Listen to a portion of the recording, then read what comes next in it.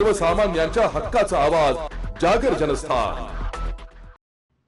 धुळे शहरात पावसाळ्याच्या पार्श्वभूमीवर डेंग्यू, मलेरिया आणि इतर डासजन्य आजारांचा धोका वाढत असल्याने धुळे महानगरपालिकेने व्यापक जनजागृती मोहीम हाती घेतली आहे। या मोहिमेअंतर्गत प्रभाग क्रमांक 1 मध्ये विशेष कॉम्बिंग, अँटी लार्वा फवारणी आणि फॉगिंग अभियान राबविण्यात आलंय।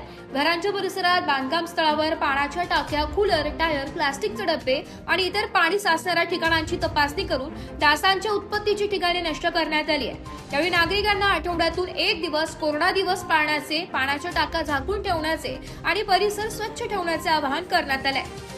यावेळी नगरसेवक ललित माळी यांनी सांगितले की शहरात सुमारे 1 लाख प्रॉपर्टीज असताना मलेरिया विभागाकडे केवळ 30 कर्मचारी आहेत। त्यामुळे डेंग्यू आणि मलेरियावर नियंत्रण मिळवण्यासाठी नागरिकांनी सक्रिय सहभाग अत्यंत महत्त्वाचा असल्याचं त्यांनी नमूद केलंय।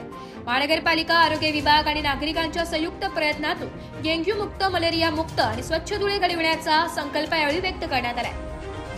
ललित माळी, जागर जनस्थानसाठी रूपक बिरारी, धुळे।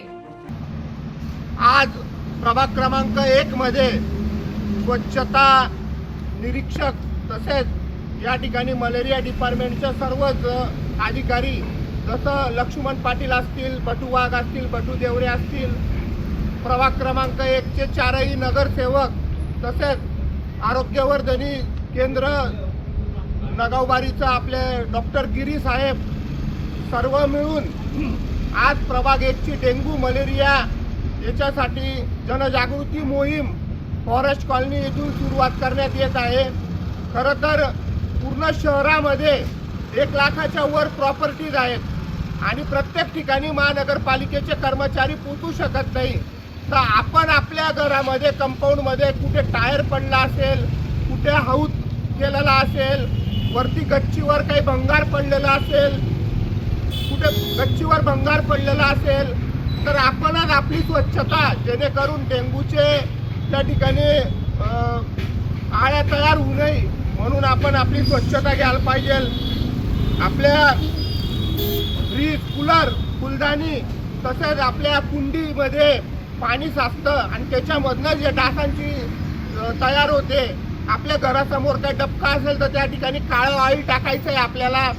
अशा आपणच आपली थोडी आपल्या कंपाऊंडमध्ये, आपल्या गच्चीवर, आपल्या घरामध्ये ही दक्षता घ्यायची आहे। कारण की हा जो पाऊस आहे आता 3 दिवसापासून सतत चालू आहे, डेंग्यू इथून वरती रेज होईल आणि आपण दक्षता घेतली नाही तर आपल्याला तो त्रास होतो।